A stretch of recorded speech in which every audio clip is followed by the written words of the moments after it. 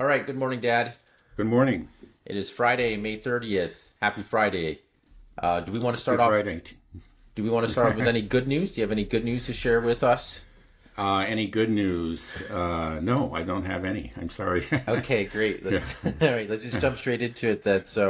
What's been on your mind more, the Middle East or Ukraine since we last talked?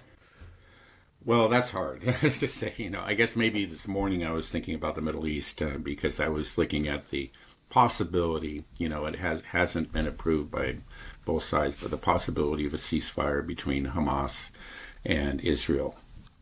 And it's just kind of interesting. Well, there's a draft agreement, which is to say, it's something, it's just short of a final agreement. Yeah, and there are rumors going back and forth. I don't think, last I heard, Israel had accepted it, but Hamas hasn't yet.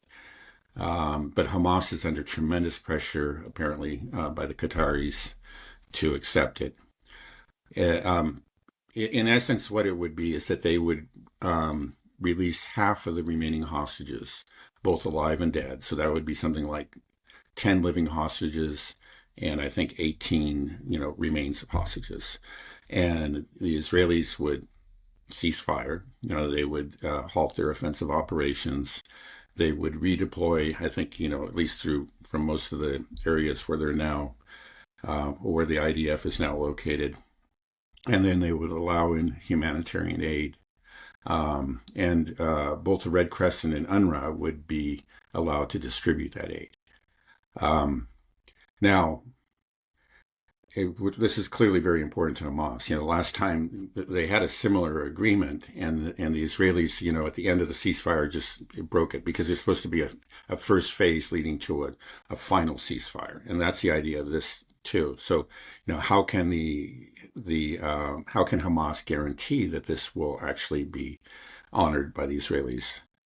How can they be sure that the negotiations, which are supposed to lead to the final ceasefire, will actually be engaged in good faith on the Israeli side, and would lead to a final ceasefire where Hamas releases the final few hostages, and then Israel agrees to stop permanently stop offensive operations. Well, apparently Donald Trump has made a statement that he's serious about this. It was that he would, that he expects both sides to carry through, and he's very serious about, both sides carrying through with the negotiations. He says if the negotiations are successful, then there will be then he expects both sides to abide by a permanent ceasefire. Now,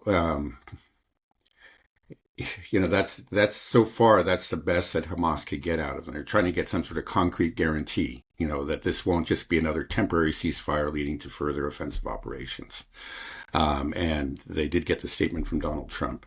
But, how much is that worth? It may be worth a little something, but I don't know if it's worth much. So that you can understand why Hamas is very hesitant to agree to this. They're trying to get some sort of real guarantee that the Israelis are going to, to truly honor, are going to work towards and ultimately conclude a permanent ceasefire.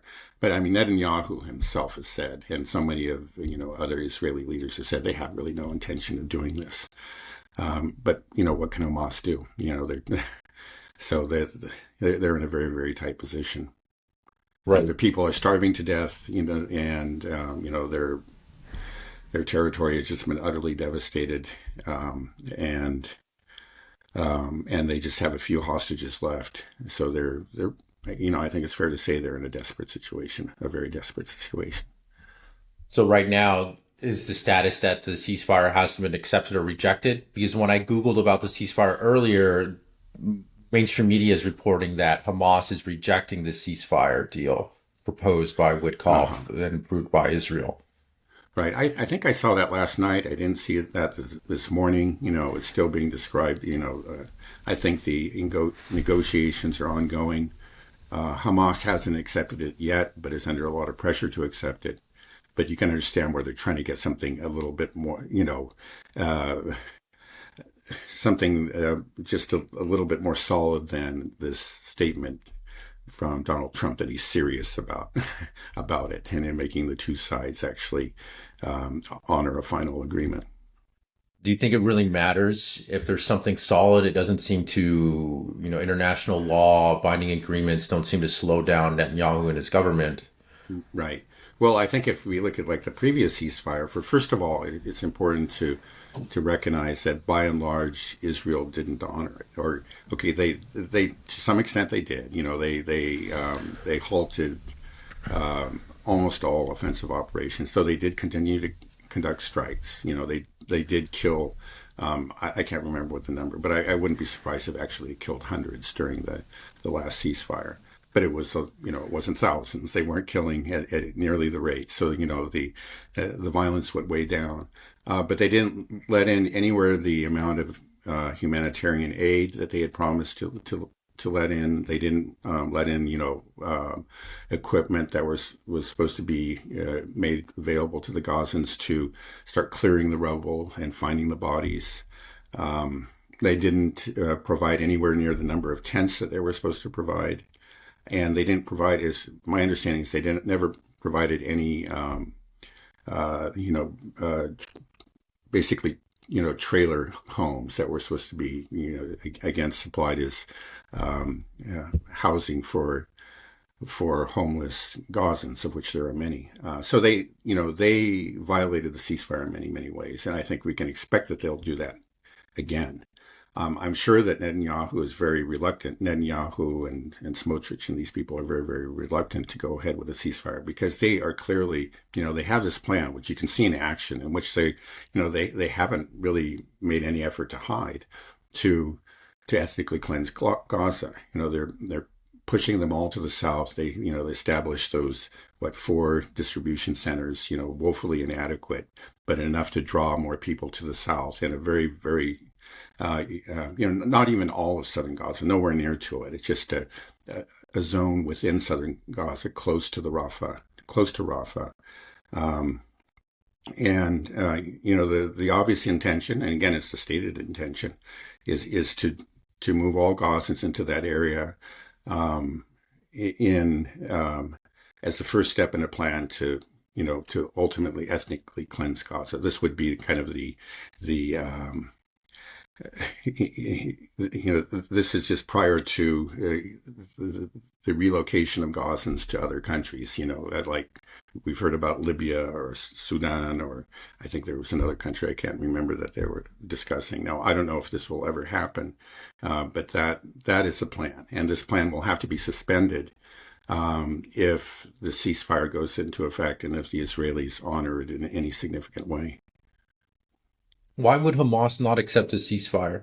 They need aid, and right now, I don't think it weakens their position overall. Any guarantee that's provided by the United States or Israel, they know is not worth much. So why not accept it? And I think the bigger thing about this is that if they accept the ceasefire, every subsequent pause, cessation of hostilities from Israel, and then restart of these hostilities just damages Israel even further.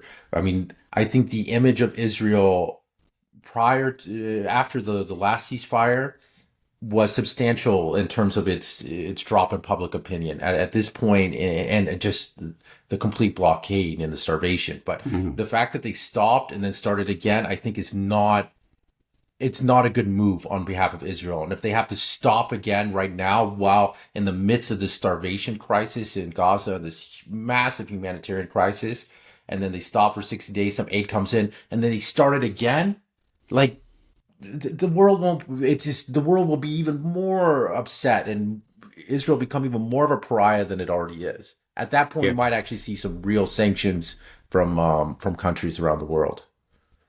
Well, I think you're probably right. Now the Gazans, I think they understand like the only leverage that they have are the hostages, or to be more accurate, really the hostages and prisoners of war. The soldiers that they have are not hostages; they're prisoners of war, and they don't have many left. They're trying to get the absolute best deal. They really. You say that if they restart it, that's going to look really bad for Israel, but it's also just going to be horrible for Gaza, right? So they want to try to get some sort of meaningful guarantee okay, that this temporary ceasefire of 60 days will lead to a permanent ceasefire. But they know And that's not going to happen, right? I yeah, mean, we talked about that Penn State poll in the last one. 82% of Jewish Israelis want the complete expulsion of all Gazans from Gaza, all mhm. Palestinians from Gaza. So if you have that overwhelming of a majority within Israeli society, that force will drive forward no matter what, whether or not Netanyahu's in power, whether or not you get some type of permanent ceasefire agreement. The Israel will not accept that. They're at this point where they've openly stated, and it's out in the open, that our campaign is ethnically cleansed.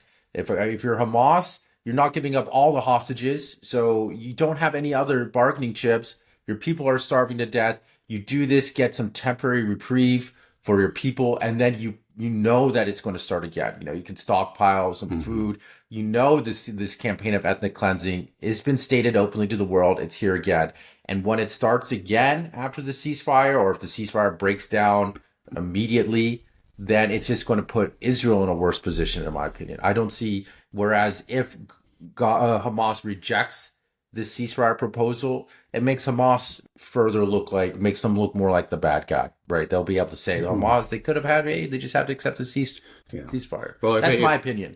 yeah, I think that Hamas is actually hoping that the Americans, namely Donald Trump, I think that's their only hope. And this is, it's a bad to pin your hopes on Donald Trump is, is a sign of sure desperation. But they are desperate, and there is really only one force in the world that can stay Israel's hand, and that is the United States.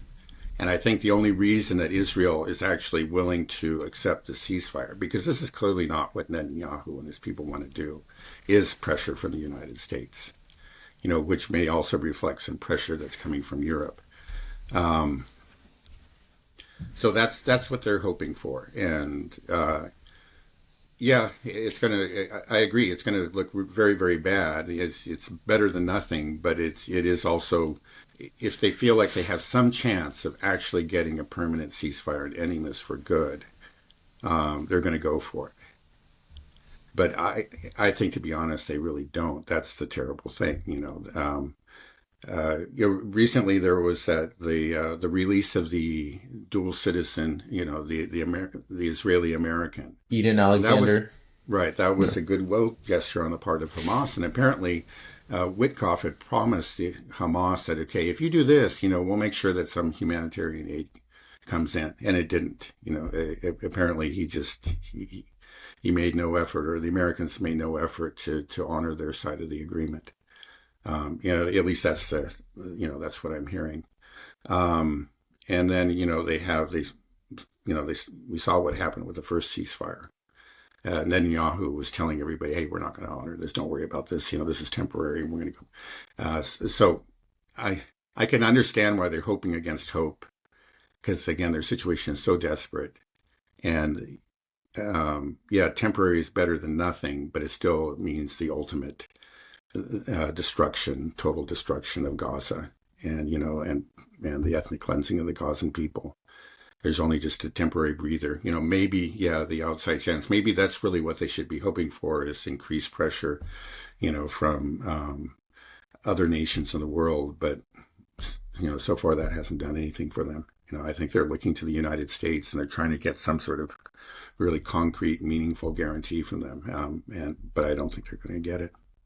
Right. I think Hamas should know that they can't trust the Israelis or the Americans on anything. I mean, the whole world is understanding this. Iran understands this very well now. Russia understands this as well.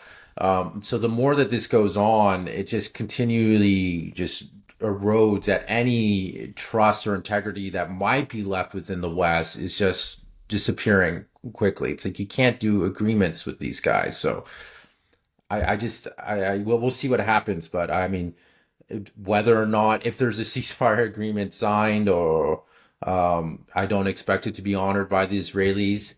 If the Hamas pushes back and tries to push for some permanent plan for a permanent cessation of hostilities, like the original ceasefire was, it was a 3-step plan. right. I don't think they should put any hopes in that coming to fruition, especially like I said, the intent of the Israelis has just been laid bare for everybody to see. It's they're very open about it, and I think that's causing a lot of Western governments around the world, a lot of discomfort. They don't know how to handle Hmm. it. It's like, oh, you guys said it so publicly, and the polls are showing so publicly Hmm. that you're ethnically cleansing, that this is genocide now. We're seeing Hmm. starvation. It's hard to hide. Um, I wonder, this is kind of a bit of a tangent, but I was just thinking the other day, I was listening to Jeffrey Sachs on Judge Knapp, and Jeffrey Sachs is just such a kind, gentle man, Hmm. and you could see him speak with as much contempt as Jeffrey Sachs is able to conjure when it comes to Israel and Netanyahu, and he speaks very vehemently about what Israel has done to Judaism, what the Zionism has done to Judaism, and Jeffrey Sachs is Jewish himself. So I'm wondering, do you think that there is kind of a war brewing between the Jews that are against Israel and Zionism, and then the Jews that are pro-Israel Zionist Jews?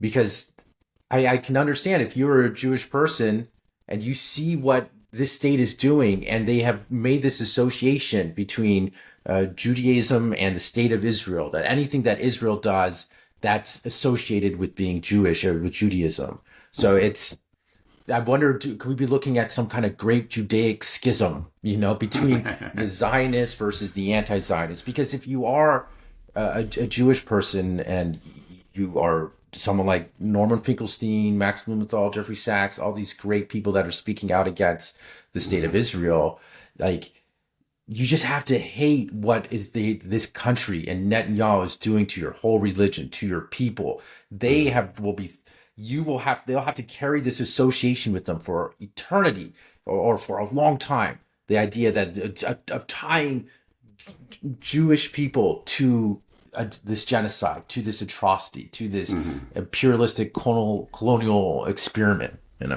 Uh-huh.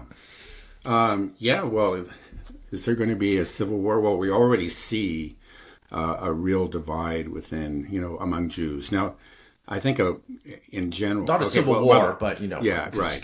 Okay, well, there are religious Jews, that they're Jewish sects that are not Zionist. Originally, I think it has to be remembered that the original Zionism was an entirely secular phenomenon. Theodor Herzl and these people, they were secular European Jews, and it was not something that religious Jews embraced. In fact, they looked at it very suspiciously, and didn't lend it their support.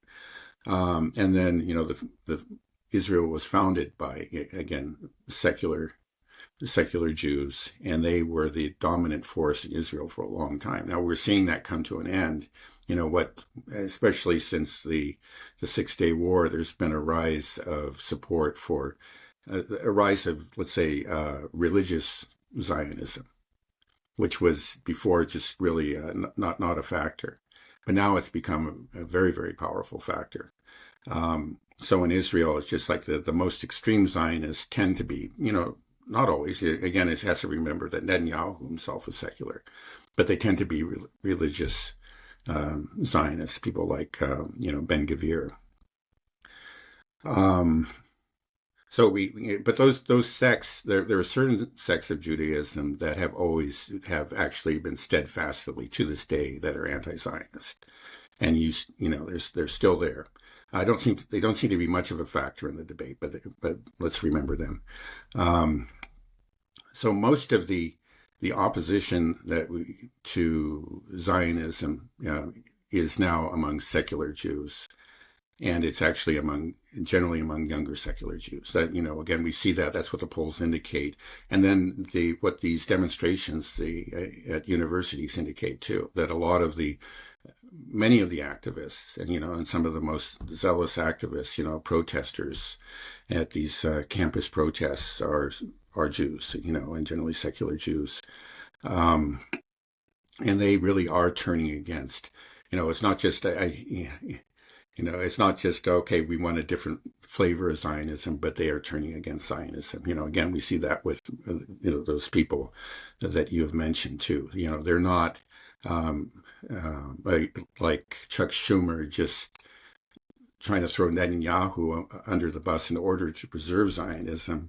They are against Zionism. They realize that it is wrong, that it is just, what we're seeing is sort of like the ultimate culmination of Zionism, where it was always going. It always was a form of ethnic supremacism and dispossession, for the indigenous people. And they understand that, they oppose it. So this is, again, they haven't made it into these kind of people, these anti-Zionist Jews haven't made it into the corridors of power yet. They're students. But students eventually do rise into law firms and, and go on and, into government, and they can make a real difference. So if we don't see a change soon, if we don't see this split manifested in a real way at where the power is, I think we will eventually. That's certainly my hope. I hope that they retain their ideals, as they rise up the various, their respective career ladders. At the present time, unfortunately, we don't see that split. It's just what we see, I would call as a phony split. It's the people that are turning on Netanyahu, but they're not going against Zionism. They're not confronting the fact of what Israel has become. And again, there's that poll, the 82% who want to ethnically cleanse, the nearly 50% that really want to kill everybody in Gaza. I mean, that is just horrifying. That's the fact that they're not really struggling with or admitting to, but it's really there for anybody who wants to see. So they figure that, well, we can get rid of Netanyahu, Smotrich, and Ben-Gvir, and we can bring in, some a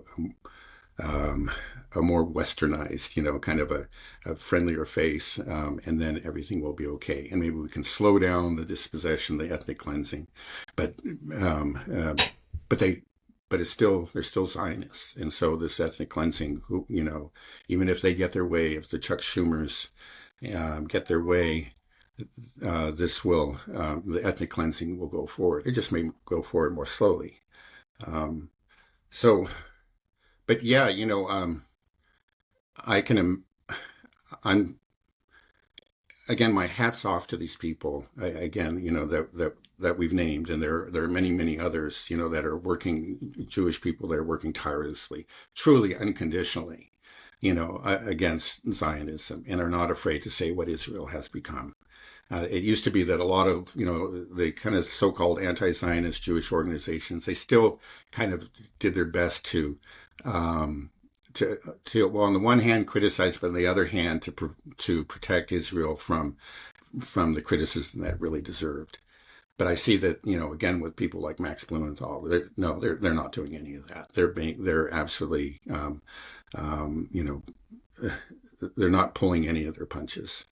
And hopefully this is a phenomenon that will spread. And this split, which is, again, kind of more on among, younger people, we can hope that maybe it'll make inroads elsewhere. We don't see it happening within Israel itself, but there clearly is a growing split within the diaspora in places like the United States.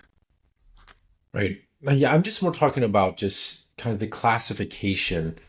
I think going forward now, it's like when you talk to a Jewish person, it's like you need to know, are they a Zionist Jewish person or are they a non-Zionist Jew? It's like, and I think that distinction is going to be becoming increasingly more important for people and especially for Jews. And so that's what I'm talking about, like kind of a schism going forward. Are we going to have there are two types of Jews, like are you the Zionist type that is supportive of what's going on, of the state of Israel, or are you sort of the new kind of up and coming young Jews are on the other side, of course not all of them, right? But that's what I'm talking about. There's this split, that we have to almost kind of redefine Judaism. Now we have to view it through the lens of Zionism because of the atrocities that Israel is committing and perpetrating every day. Right.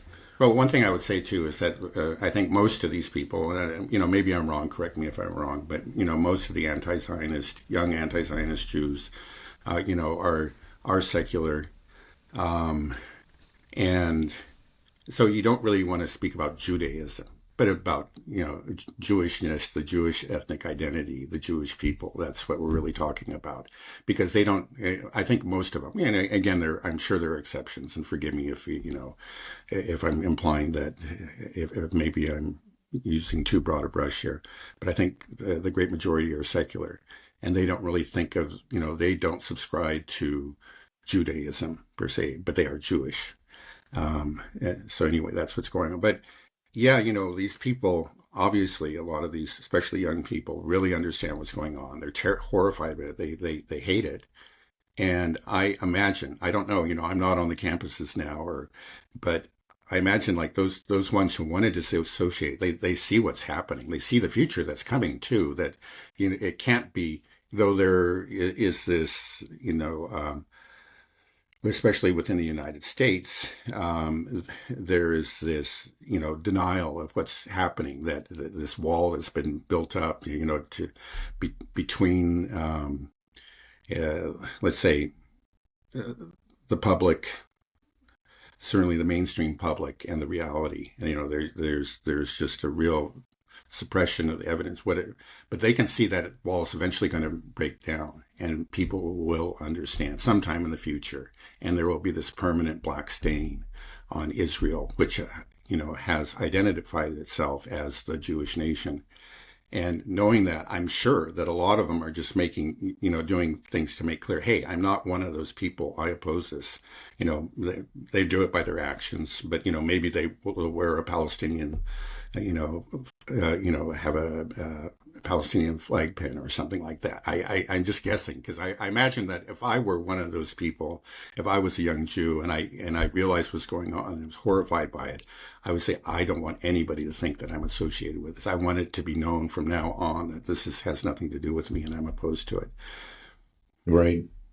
Yeah, I sometimes find myself just thinking about how this is going to impact just Judaism going forward in the future, as well as Christianity within the United States, because the evangelical Christians here in the United States, there are a lot of Zionists, Christian Zionists, and it just makes me think like, whoa, if your faith, your religion was supporting and perpetrating a genocide of people within the Holy Land, like would that destroy that religion? Will that destroy that faith? I mean, like, it has to severely damage it or warp it or something, like I wonder what's going to happen in this country, because you got such a deep rooted faith that I'm a good person, I'm a good Christian, and I support Israel. Right. And then, how did that turn out? No, it's right. That's a very difficult question to answer, again, because we're going into something deep in a person's identity. And then when,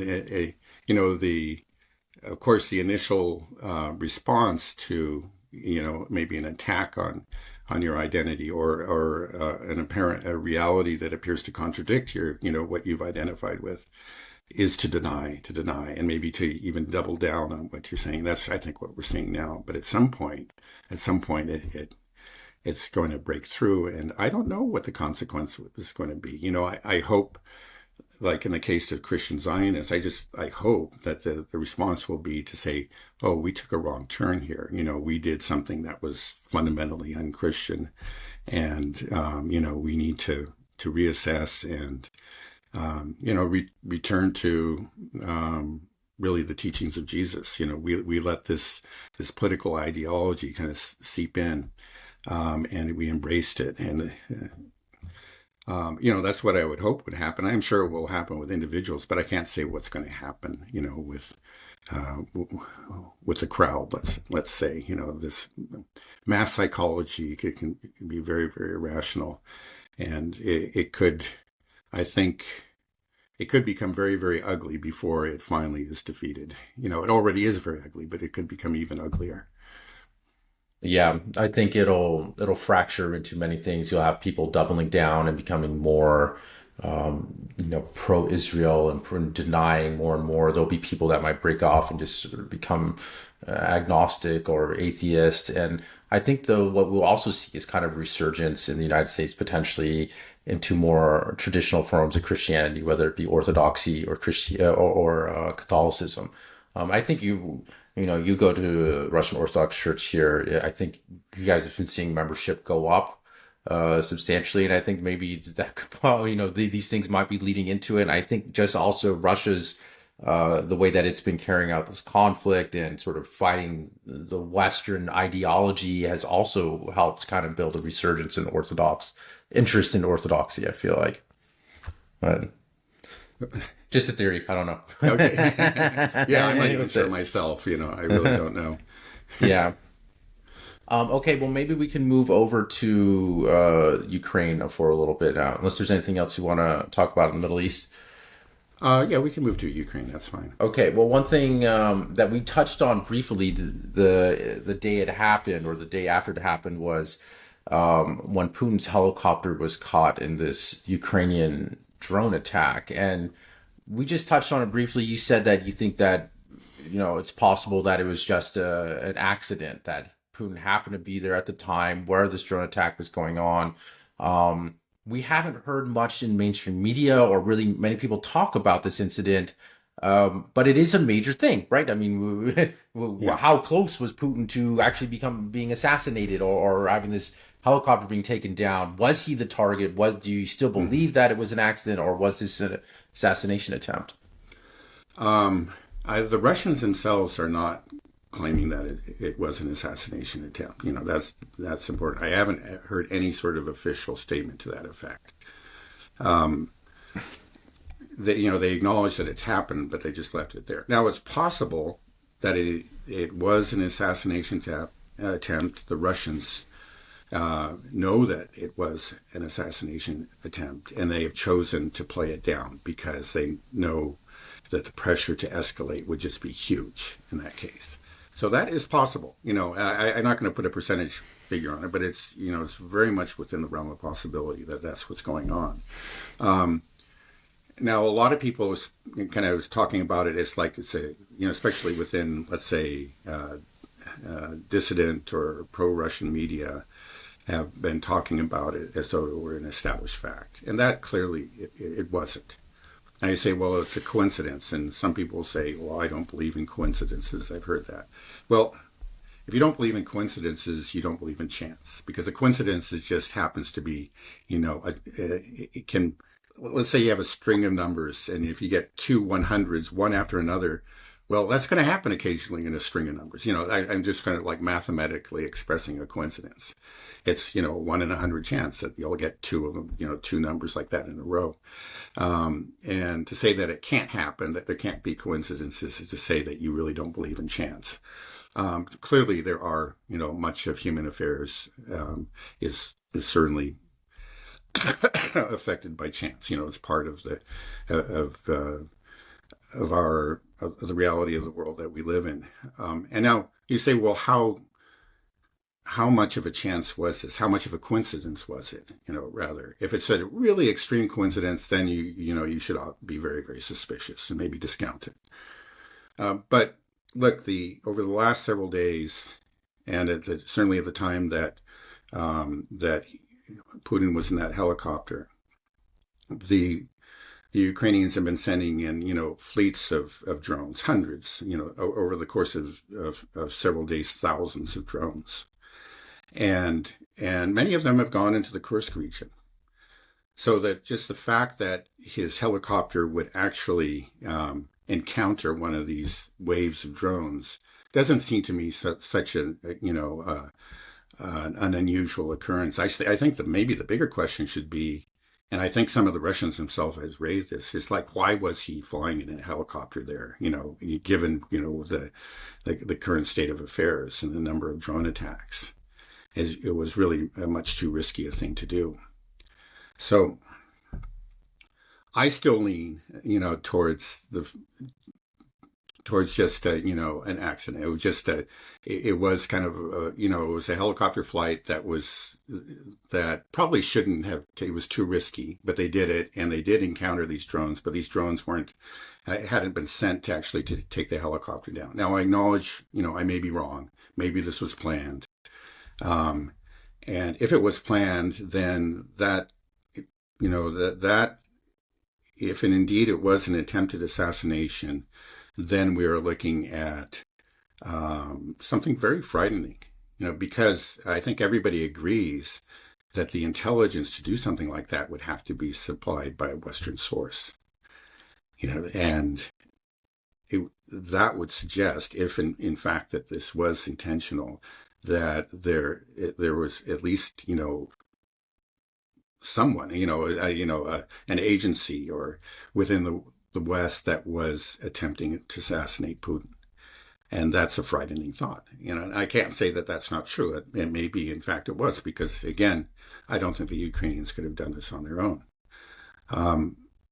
Now, that would just show a breathtaking recklessness and really stupidity, because, in spite of what everybody or so many Western commentators say, Putin is very cautious. He's very moderate. He really is looking, I believe very strongly, that he's always looking for a negotiated settlement. He would prefer to do that than to prosecute the war. But anybody who might replace him, and especially following an assassination, when there would be just fury throughout Russia, would come down, with just a mailed fist. The restraint that the Russians have shown so far would end, and you would see, probably large parts of Kiev would just be completely leveled. I mean, I think we just see the Russians express their fury in military terms, and they would see behaving like actually the Americans have in places like Iraq and so on. I think there's a real chance of that.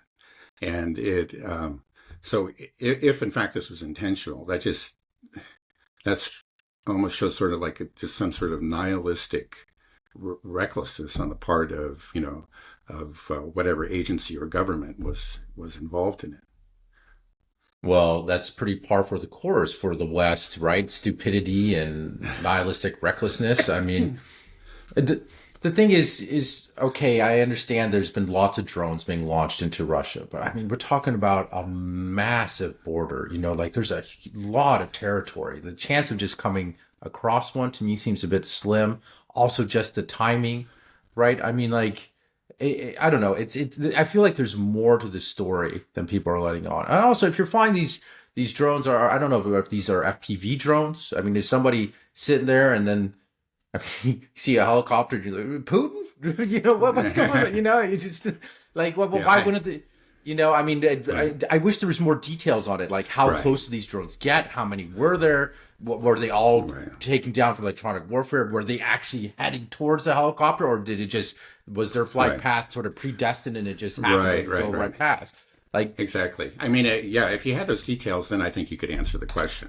I mean, if it just turned out that there was maybe a wave of drones, 50 of them, and they were heading, let's say, northwest, and his helicopter was coming from the northeast or something, and they just intersected, and then the Russian AD took down the drones that were in the vicinity of the helicopter, and he went on, and then other drones continued to the northwest or something. That would tell you that it was just a chance meeting in the skies.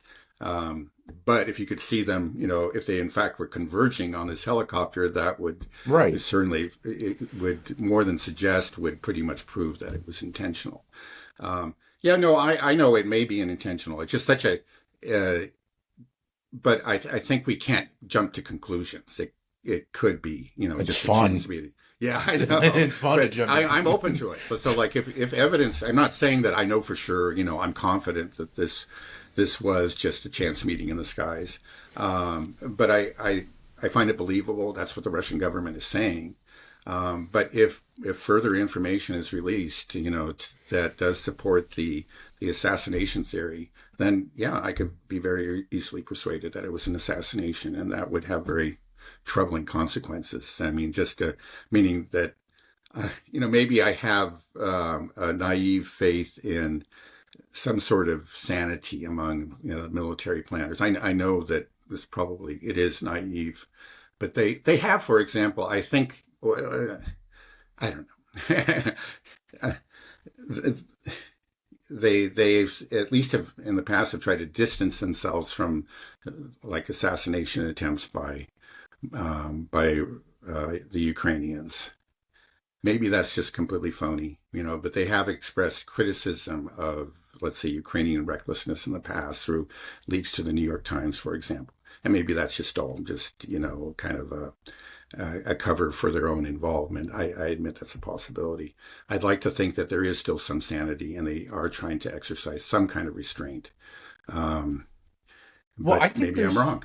I think there's a good chance that the military industrial complex, the Pentagon, everything is so large and is there's different sects and it's becoming fractured that there might be certain elements within the MIC that are just moving with their own agenda that has just so much momentum and inertia that it just doesn't stop. And Mm-hmm. Trump isn't really aware of it. There isn't really Mm-hmm. a single person in charge. It feels like maybe that there Yeah. are parts that are just like, okay, yeah, this is what we're doing. We don't need approval for this. And we saw in Trump's first term as well, the generals just straight lied to him about, moving troops out of Syria or Right. whatever it is. So, that could be what's going on is that there's just, there are people within the US or Western NATO military industrial complex that are like in the mode that we are at war with Russia. We are commanding this war. We got to do these things. And, that's our role. We're doing that. They're not listening to the politicians Mhm. or people back in the States. They could be operating out of the German headquarters, whatever, and they're just piloting it. And then do you think that's likely? Well, yeah, it certainly could be, rogue elements, a rogue department. And it has to be said that we've just seen a great deal of chaos under Trump. He doesn't run a tight ship, as we said many times. And so it is possible. It certainly Right. is. I think even under you know, a president that does, keep tighter control of things, there is always a possibility of some individuals or small group going rogue. I think I think that's always a possibility within, for example, intelligence agencies. Right. Yeah, I just have a feeling there's this massive competing factions now. It's just a complete mess, and who knows who's in charge, who's making what decisions, who has what power of lever that they're holding to approve something. Well, you touched on this briefly, but what if Putin was assassinated? What would happen? If this would be a horrific escalation, right? And we would probably see somebody come into power in Russia that will, take the gloves off completely, right? Right. Yeah, I think that's true. Again, it's silly. I've been hearing this for years. It's just like the problem is Putin. We got to get rid of him, and then somehow, he's the mad dictator. If we eliminate him somehow, or if he's overthrown, then the sane people will take power who will want to make peace with the West. That's been the story for years, even prior to the SMO, years prior to the SMO. And it's always been stupid. It's just, you observe him, everything about Putin, everything that he does is done very carefully. It's actually, he's reluctant to take, um, to employ harsh measures. He avoids risky measures. He's really the epitome of caution and reason. And within the country, it's not that there is this growing um, criticism of Putin, from the, let's say, the peaceniks in the country. That's not where the pressure is being placed on the administration. It's quite the opposite. There's this growing impatience, with the degree to which Putin and his government has been accommodating to the West, the degree to which they have been restrained, the degree to which they've been cautious. And there are a lot of people, I think, probably, represented best by Medvedev, who, could very well be the man who would take over, let's say, if Putin were assassinated. Um, yeah, there's just no question that, even absent, let's say, an assassination, let's say if just Putin died or stepped down, for entirely, let's say, uh, not because of any sort of action, not because of any assassination attempt or an assassination, but he simply stepped down or he passed away, something like this. I think there's no question that whoever took power would be, or I can't say no question, but almost certainly would be just a more hardline and would pursue the war with greater vigor and with less caution. But if there was an assassination, there would be real fury. That's something that this would, just throughout the country, the people, the government, and there would be cries for revenge. And I think that that's what we would see. We would just see the Russians take their gloves off. And yeah, But maybe that's you can actually argue that with like there are nationalists or nationalist leaning people within Russia who have said that that's what should have been done long ago, and that actually there would be less bloodshed in the long run if we didn't go through this so carefully. Yeah, in the short run, there would be more bloodshed. We'd lose more lives, more Russian lives, as well as Ukrainian lives. But that would bring the war to a speedier conclusion, and that this is what should have been done a while ago. I know there are people that argue that in Russia, and they would certainly, if Putin were out of the picture, those are the people who would take charge. And that's what you would see happen. Yeah, well, I think people like Zelensky and many Western politicians probably want to see this happen. They are probably frustrated with Putin that they keep on doing provocations and escalations, and he's not responding sort of emotionally. He's been very measured with everything and hasn't fallen for these ploys.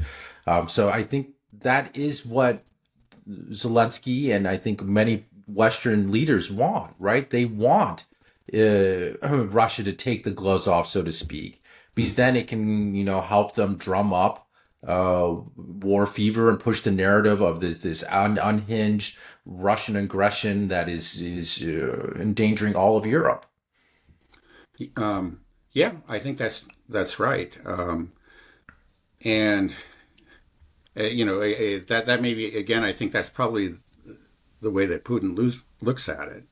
He says that, okay, I have to proceed, in this rather cautious manner because I don't want to provoke a response. I don't want to draw in NATO. And that, of course, is Zelensky is probably understanding now that that's his only hope. Just like, again, not Netanyahu in Israel. I got to draw on the Americans in a war against Iran. Zelensky, I got to draw on the Americans, or NATO to fight Russia. That's the only way that my regime is going to be saved.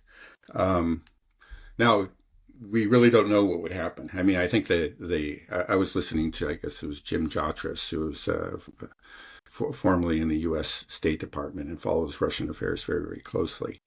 And he's in favor of, let's say, the more nationalist approach. And he says in the end that fewer people are going to die, but he also acknowledges that there is a risk. There is a risk that it will provoke the West in some significant way, and it could bring in, NATO troops and expand the conflict.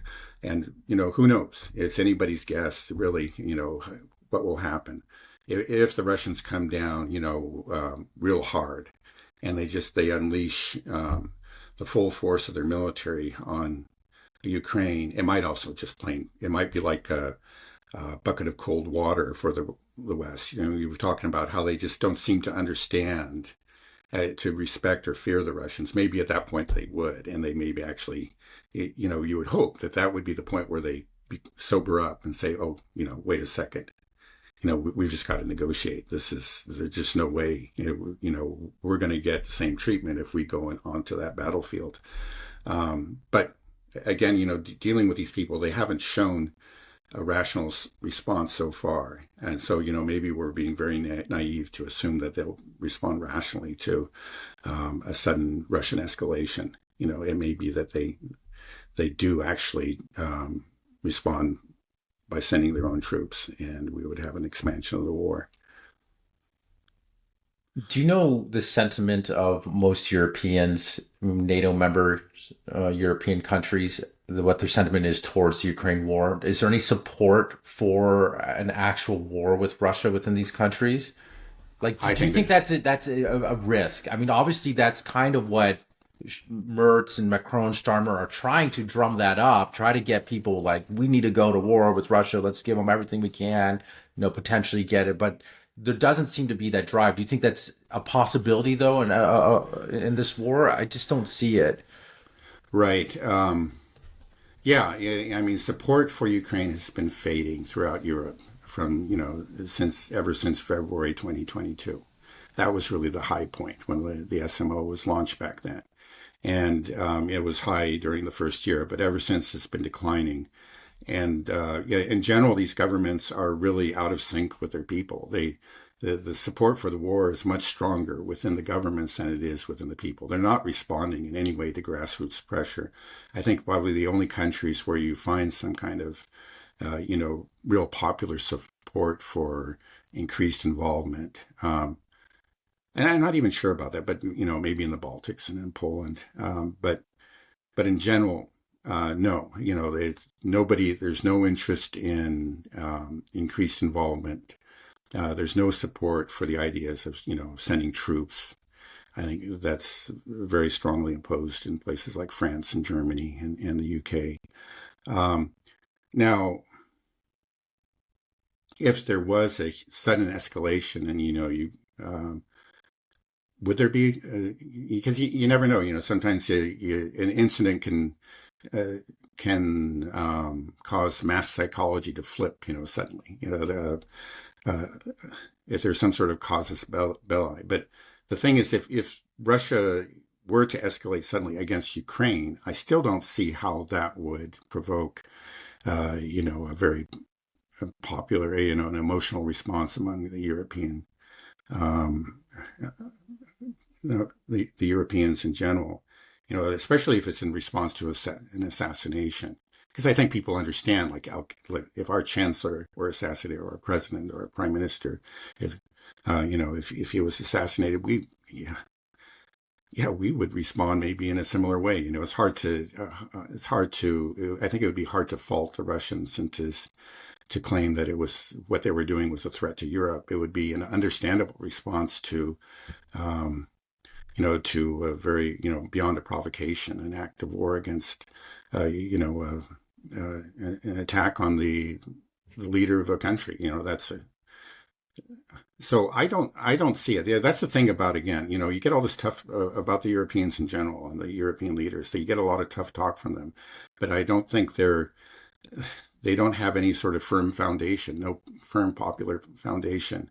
And I don't see that changing in a significant way. And as time goes on, it seems like that the opposition is only going to grow as European economies deteriorate, as the hopelessness of the Ukrainian cause becomes more and more apparent. I think all of those, both of those trends, are going to actually weaken support for Ukraine. And even if we should see as an assassination and a very forceful response by Russia, I don't think that's going to change those trends at all. Yeah, I guess the only real fear where it could potentially do this is if, for example, Mertz gets his way with Taurus missiles, and they fire into Russia, and Russia decides to retaliate by hitting some factory within Germany. And then there'll be a huge cry to invoke Article 5, and everybody, "Hey, Germany's under attack by Russia." You know how the media is going to just go all out on this and spin it Mm-hmm. like unprovoked. What happened? This just came out of nowhere. They will try to spin that. And they'll say like it wasn't us that shot it. This missile was fired by the Ukrainians from Ukraine, and now they're attacking Germany. Everybody has Uh-huh. to. So that's, I think, the potentially the plan. Do you think that is actually the plan of Mertz? Is that he? I mean, I know Zelensky's hoping for this, but do you think there's some, collaboration between these two guys, that they're conspiring? They're like, okay, we do this, and they'll hit a factory. Don't there won't be any deaths there, and then we can get World War III. Is that what they're wanting? BC, I don't know what do these guys want? What is what does Mertz want? Well, I guess there are like two different ways. Is it evil or is it stupid? And I tend to come down on the side of stupid. Why not both? Yeah, well, it could be both, of course. Well, it's stupid and evil. I guess rather, are they cunningly evil or are they stupidly evil? Maybe that's the way I should put it. And I come down on the side of the stupidly. But, though I just, this is just an aside, but I look at Mertz and he looks like some sort of Nazi villain that typecast for some Hollywood movie. Right, he really does. The glasses, too. Right. Yeah, right. Right.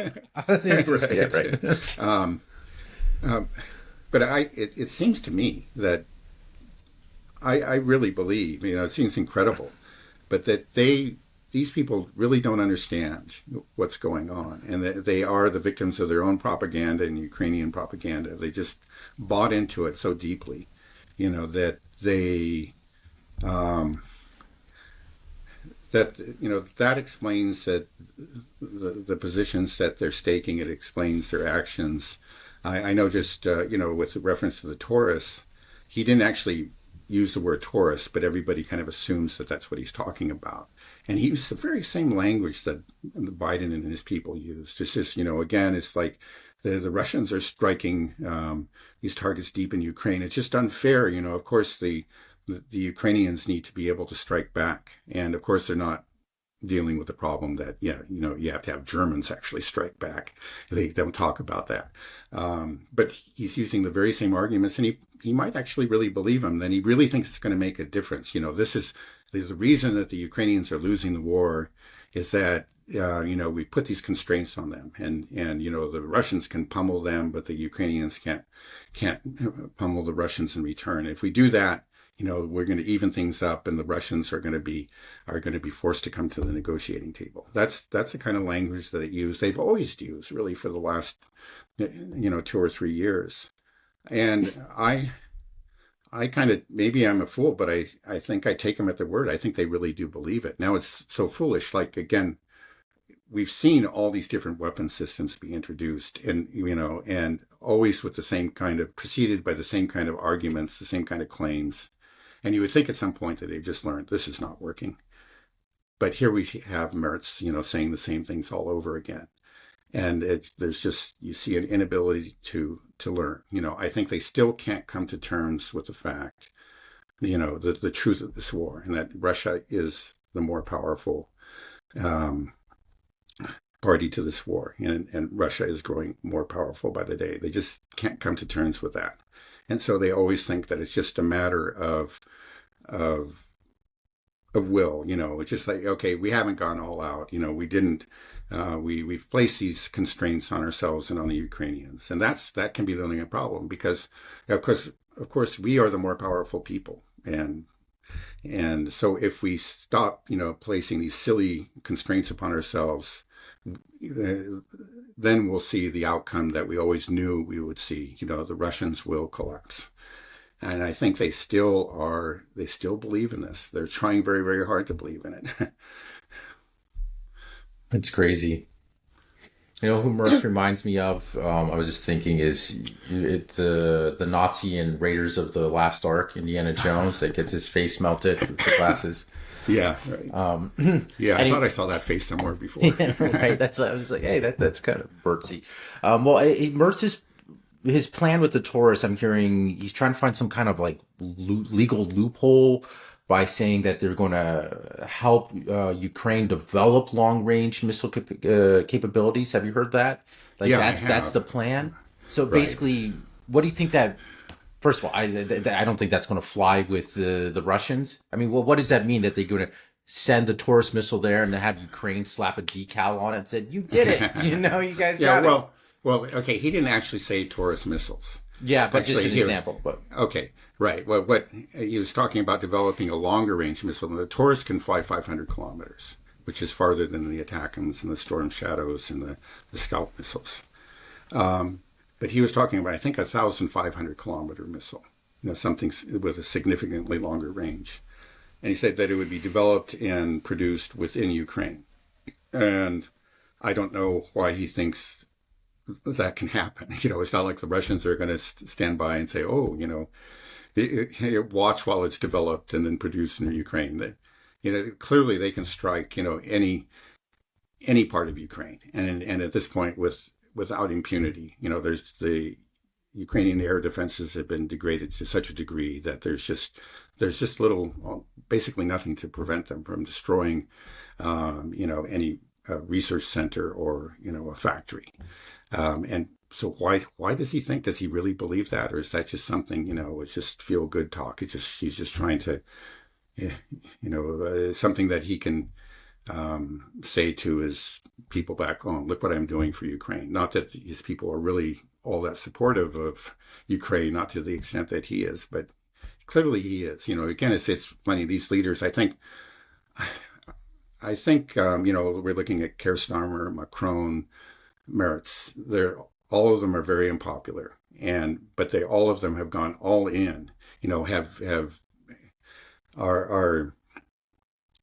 devoted an inordinate amount of time to Project Ukraine. And it's not, you can't explain it in terms of, electoral politics, because it's not a popular move within these countries. We've seen that. But I think it's, it's just something that really attracts these people, these personalities, these people that have risen to the top in these countries. It's a chance to be what they've always wanted to be, to be, to command. To be Hitler?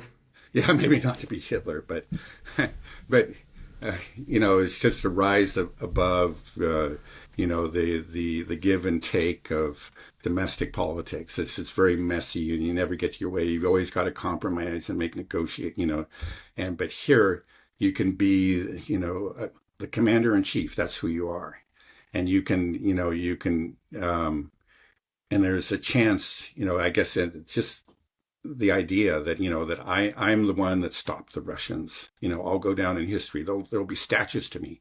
There won't be a statue to me if, I manage to pass this, let's say, bill to increase funding for transportation.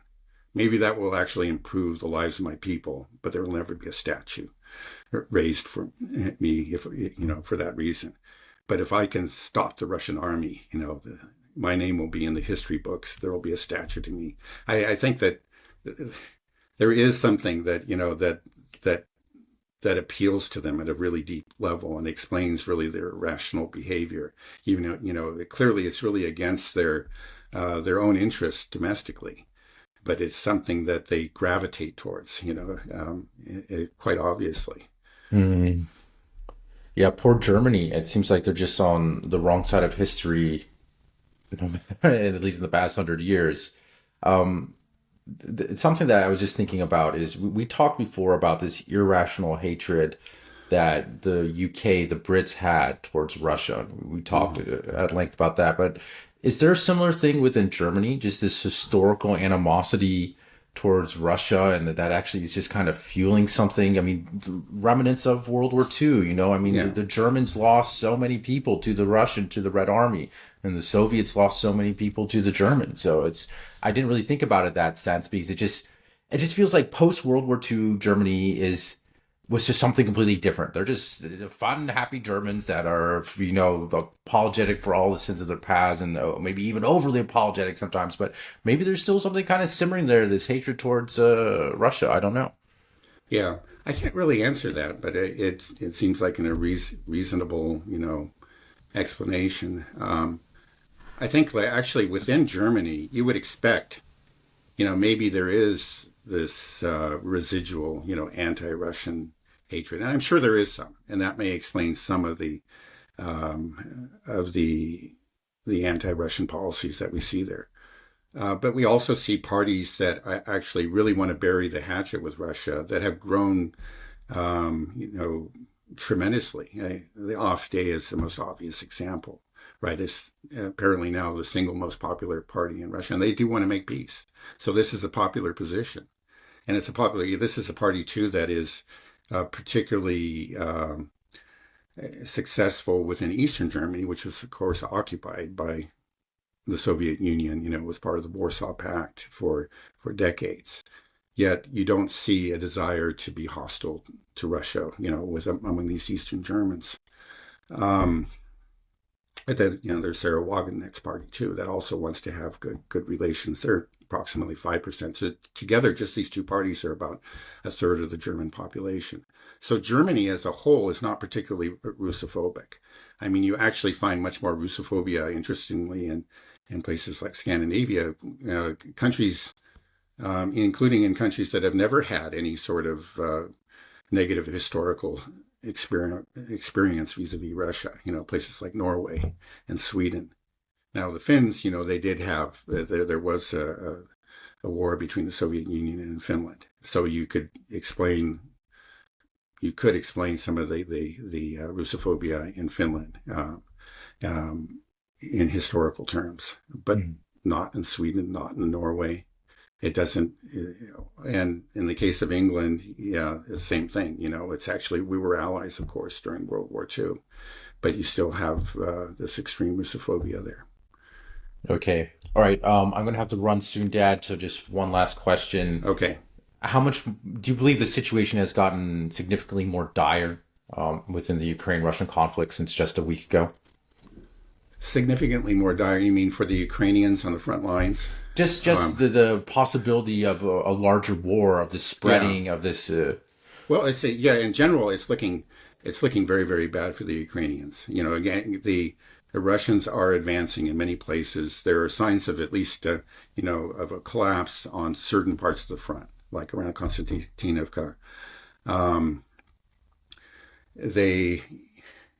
And this is absent, the entry of any new troops. There has been, these massive drone and missile attacks on military infrastructure within Ukraine. And we're seeing that the Ukrainians are just unable to do anything about it. And then what I've heard is that because now of the increasing drone dominance, or the dominance in drones by the Russians, it has become, the logistics of the Ukrainians has been severely affected, and they're finding it very, very difficult to get to supplies to the front line. And it's, we don't notice it. The laymen in general just tend to overlook this, but logistics are just absolutely crucial to any kind of military effort. It used to be, like a couple of years ago, that I've heard that, when new troops were sent to the front lines, they would maybe drive up in an armored personnel carrier within just a few hundred meters and then get out and walk to the front lines. Now they've got to, they get out at night, maybe 10 kilometers away, and they have to, make their way individually, often taking very circuitous routes to get to the front line. And when they get to the front line, they often are just stuck there because it's so hard to get them out, again, because of this drone dominance by the Russians. So to actually supply them, the Ukrainians are sending individual soldiers, just carrying like a backpack worth of goods to get to the front line, or they're using agricultural drones to just drop supplies, some water or, food, but we're talking about very small packages. So anyway, all of these things indicate that this is a military that is really at the end of its tether. There's just really, they're just hanging on by their fingernails at this point. So if the Russians indeed choose to launch a major new offensive with a lot of, fresh units, I think we could see a major collapse on a good part of the line. Okay. Yeah. And then my kind of question also was just about how the Western backers will respond to it. Do you feel like that we're in danger of some type of escalation from Germany, the West? Right. This is a perennial question. Again, it's just like, these are the people that have been in denial, that seem to believe that, in fact, in spite of all this, what I've told you, but you still get these very optimistic stories in the Western media. I see them all the time. And it seems like a lot of these people, a lot of these leaders like Mertz, that they believe in them. Otherwise it's hard to explain their policies. But yeah, if there's a major offensive, it collapses. That's going to change everything. That's going to And again, I don't know how they'll respond, but it's going to be a real threat, to this delusion that's been so dear to them over the years. Okay. All right. Well, we'll wait and see. I just feel that there's been no lull in the past since we started these conversations a little over a year ago. It's just always like Ukraine, Russia escalating. If it's not there, then it's Iran, or it's the whole world is in chaos. And I just feel like everybody's waiting for a big boom, and the way that things are happening, I just feel like it's going to happen eventually. Just I'm not seeing any off ramps, for these wars. It's scary. Right. Well, there are off ramps. For example, Putin has offered an off ramp, but there's no indication of any kind of willingness to take it. That's the problem. Right. Yeah. Okay. All right, Dad. Well, let's end it there. Have a good rest of your day and a great weekend. You too. Okay. Thank you.